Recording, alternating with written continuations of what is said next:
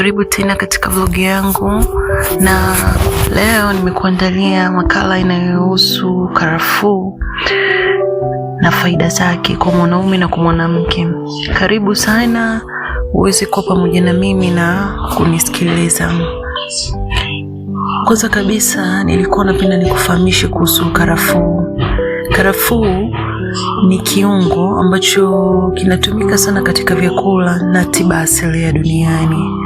Mbegu zake kavu zina harufu kali na ladha ya kipekee, na tafiti mbalimbali zimeonyesha kuwa zina virutubisho na kemikali hai zenye manufaa kwa mwili wa binadamu,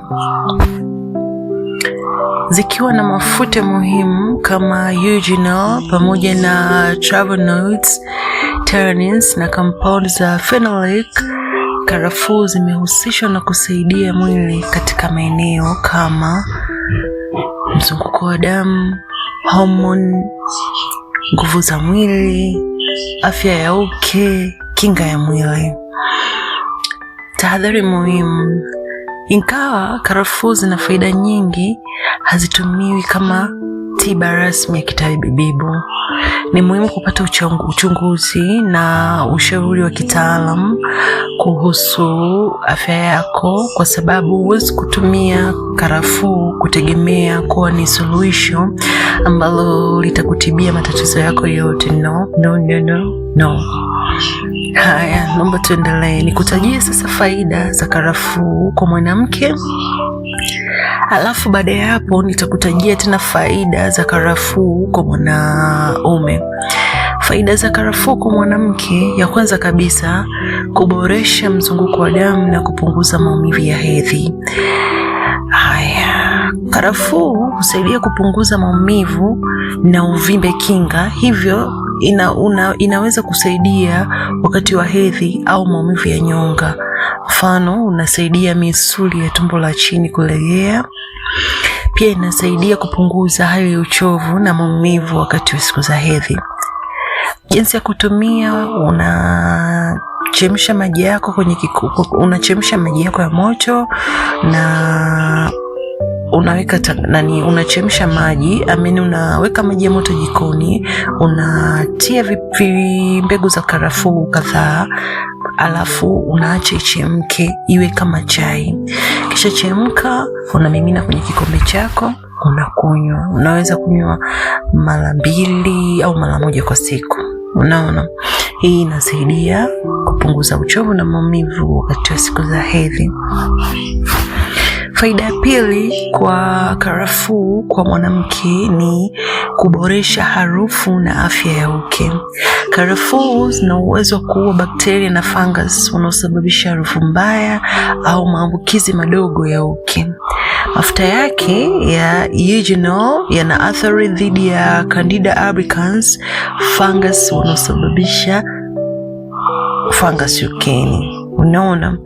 Haya, tahadhari: usitumie karafuu moja kwa moja ukeni. Yaani usichukue karafuu kaingiza moja kwa moja ukeni, hapana.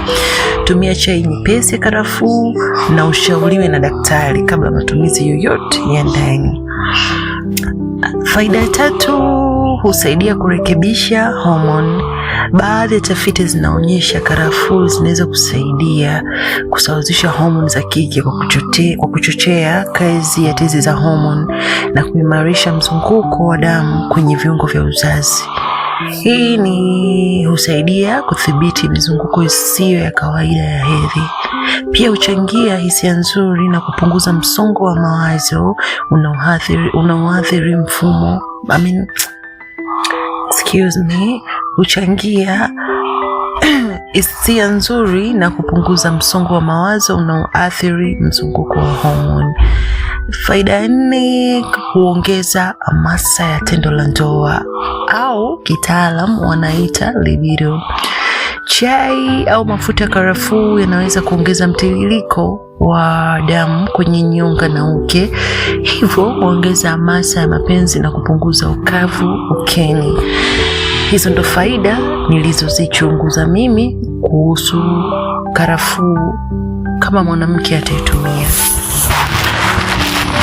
Lakini sasa nikutajie faida za karafuu ambapo ikitumiwa na mwanaume, au faida za karafuu kwa mwanaume. Kwanza kabisa, kuimarisha nguvu za kiume.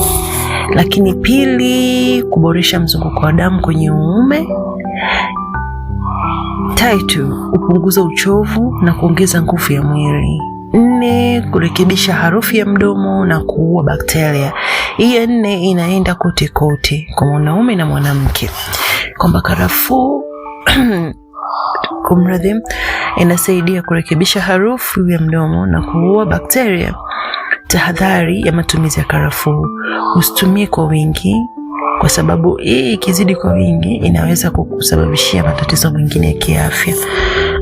Wajawazito na wanaonyonyesha wanapaswa kutumia kwa uangalifu chini ya usimamizi wa daktari.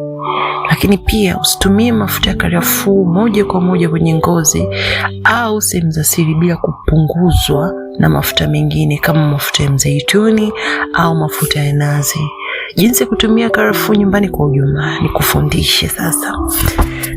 Unaweza kuchukua chai ya karafuu, yani unaweza kutumia karafuu nyumbani kama chai, ambapo unachemsha maji kikombe kimoja, unaongeza karafuu 3 mpaka 5, acha chemke dakika 5, kisha kunywa moto kidogo.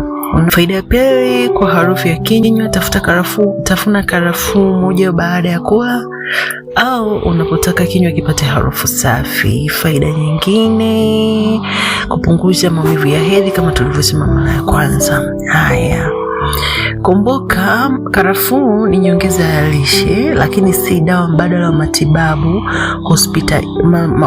Yaani karafuu inakusaidia kupunguza maumivu na vitu vingine na nini, lakini hii ni nyongeza ya lishe, yani lishe yenye faida, lakini sio mbadala wa matibabu ya hospitalini kwa magonjwa kama PID, uvimbe kwenye via vya uzazi, tatizo la mbegu za kiume, matatizo makubwa ya hormone. Kwa hiyo ni kama hivyo nilivyoeleza. Hizo ndo vitu ambavyo nimekuelezea leo kuhusu tangawizi, kuhusu karafuu. Asante sana, naomba endeleeni kusubscribe, kulike na kucomment kwenye akaunti yangu. Nawapenda sana na naomba endeleeni kumnisupport. Mimi natoa haya maelezo ama naeleza kuhusu faida za karafuu, ila mimi sio daktari, mimi sio mtabibu, ila mimi ni mtu ambaye nimetumia au nimefanya research na nikaona inafaa kushare na wenzangu. Asanteni, muwe na siku njema.